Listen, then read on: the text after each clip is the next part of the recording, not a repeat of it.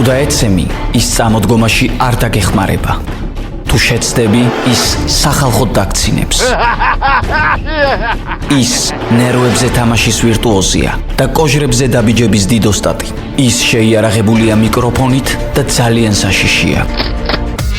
ჯოკერი, დავით ლიკლიკაძის საავტორო გადაცემა. უსმინე ყოველდღე, შაბათ-კვირის გარდა, ძველი ქალაქის ეთერში. ჯოკერი, სასაცილოა. სოციალიზმი საშინელი წყობა იყო, რომლის ეკონომიკა მუდმივ დეფიციტს განიცდიდა.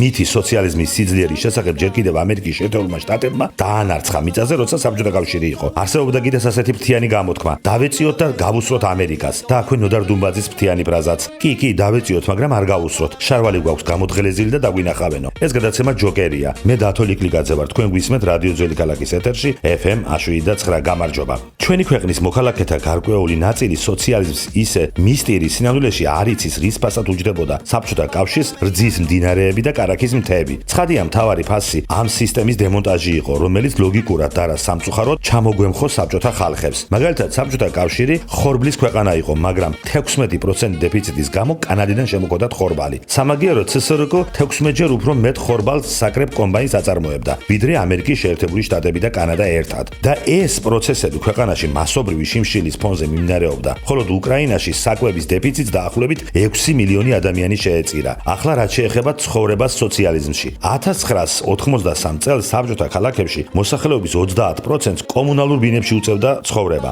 კომუნალურ ბინაში ერთ სულ მოსახლეზე საშუალოდ 6 კვადრატული მეტრი იყო განკუთვნილი. კაპიტალისტურ ქვეყნებში იგივე სტანდარტი 28 კვადრატული მეტრი იყო. ასეთ პირობებში ცხოვრობდა მილიონობით ადამიანი. 1999 წელს საბჭოთა მოქალაქე სურსათის რიგში დღეში დაახლოებით 4 საათს ხარჯავდა. დეფიციტი საბჭოთა რეალობის განუყოფელი ნაწილი იყო. დეფიციტი იქმნებოდა საკვებზე, ტკბილეულზე, ასანზე, ტუალეტის ქაღალდზე და სხვა საყოფაცხოვრებო საგნებზე. 1975 წელს საბჭოთა მოქალაქეების მხოლოდ 61% ფლობდა ტელევიზორს. მათი ვარს 45%, მტვერსასრუტ 16%. საუბარია მხოლოდ ქალაქში მცხოვრებ მოსახლეობაზე. საბჭოთა სოფლებში კი ადამიანები მოწყვეტილი იყვნენ ყოველგვარ ტექნოლოგიებს. 1983 წელს ალკოჰოლზე დამოკიდებული რეგისტრირებული ადამიანების რიცხვმა საბჭოთა კავშირში ათეულობით მილიონი შეადგინა. ალკოჰოლიზმი ქვეყნის უმწვავეს გამოწვევად იქცა. საკითხმა იმდენად მწვავე ფორმა მიიღო, რომ 1985 წელს საბჭოთა კავშირში მშრალი კანონი დაწესდა და სპირტიანი სასმელების წარმოება მთლიანად აიკრძალა. იმავე პერიოდში 15%-ით გაიზარდა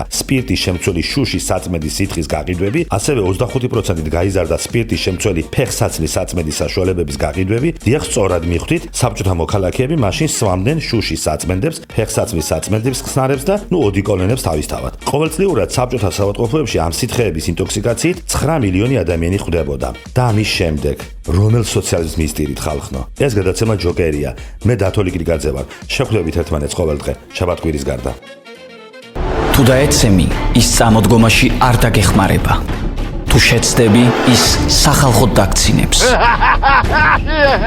ის ნერვებზე თამაშის ვირტუოზია და კოჟრებზე დაბიჯების დიდოსტატი.